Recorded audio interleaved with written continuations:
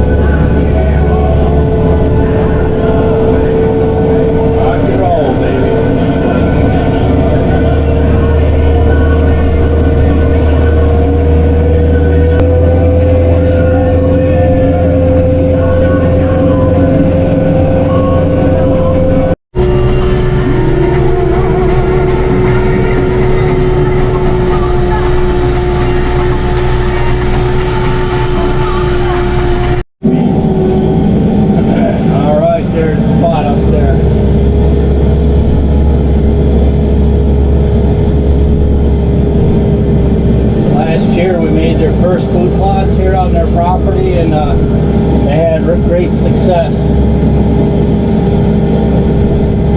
Huey got a nice, I think a 6-pointer, and it was exciting because John got to hunt with him for the first time after he got that new wheelchair, so that was pretty cool.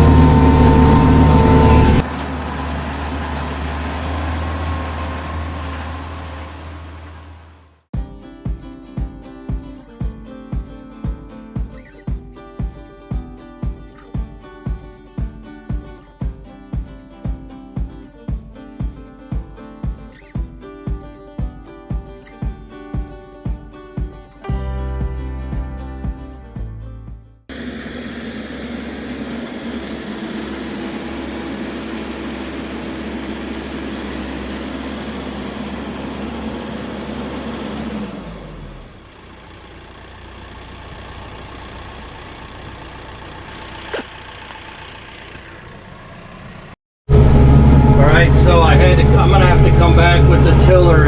It's been so hot and dry, and this field is compacted that the sod is just a little too much to get down to small enough clumps. So I got it broken up. I'll go break up a couple of my plots now, and then I'll have to break out the tiller. When you got, you know, old growth sod in that, it's a lot tougher to break through that and get it fine enough. I mean, if it was moist, if it was a little more wet, it would probably be okay. So we'll keep doing something here. Check this out. Remember that little strip I tilled up for the neighbor this spring for their pumpkin patch? Let's work it up.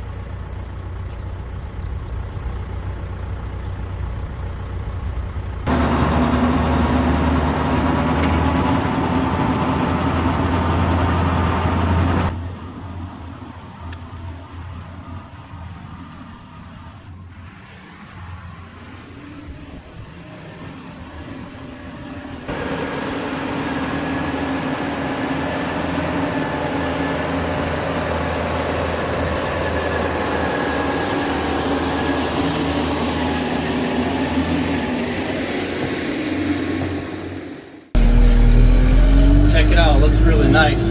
They got that nylon deer fence. Actually surprised it's still holding. Oh, there's a spot that's down right here. I better let them know that it's down right there. No, it was just a holy spot. Never mind. Beautiful looking garden. Here's a look at half of my corner plot from last year by the gray tower. I tilled the corn under. There wasn't much left from the deer. There was some ears coming on, but not enough for a tonnage for this fall. So food plots are starting here on our home farm, finally. Out there, the corn's doing pretty good, although the deer are in here now, so we'll see what survives and what don't. All right, I'm out here working up some really hard ground. I'm using a chisel disc. I'm tilling under some of the corn areas that didn't come up well or got devoured by the deer, but that's not today's management minute. I'm going to show you on the way back what is. So you can see I got a tower blind up there, and I'm trying to pocket these food plots strategically.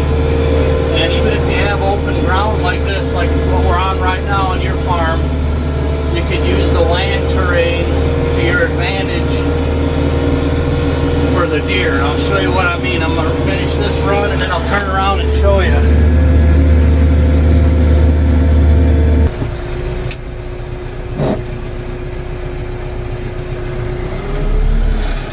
Alright, so I'm working up this area. If you can see, this is in a dip right here. This whole stretch that I'm working up, it's in a dip. And you'll see we're going down in the dip right now. And then where I quit tilling up here, I'm going to leave all that corn in there. And then, because it comes up on a rise, and then when I get the next dip, that's where I'm going to put the next plot. So the deer in this plot right now can't see the deer in the next one. Even though it's 100, 150-ish yards up, they can't see them or anything because they're down in this dip here.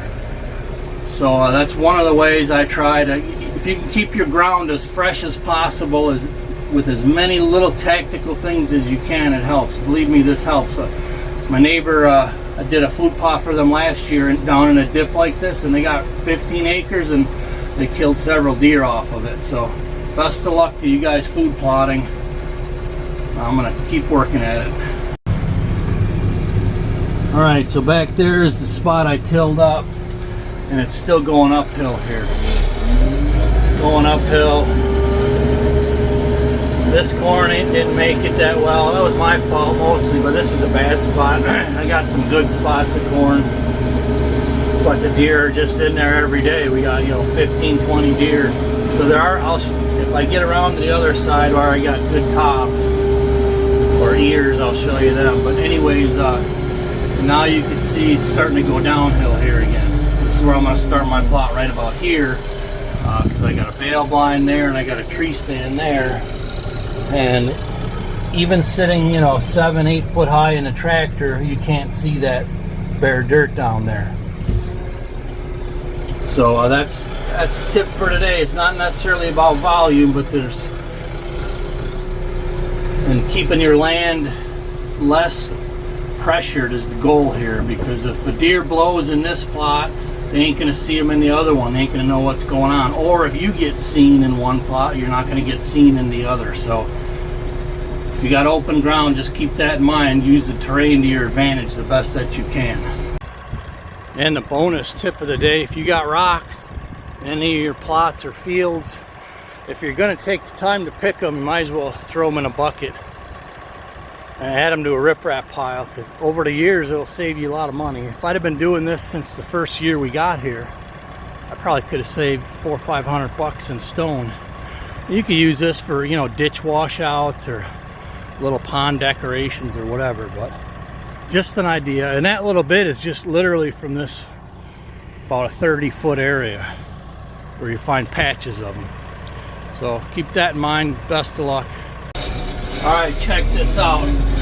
We are in mid-range. Fourth gear. We are flying with this chisel disc. I'll show you how good it does once you get it going here.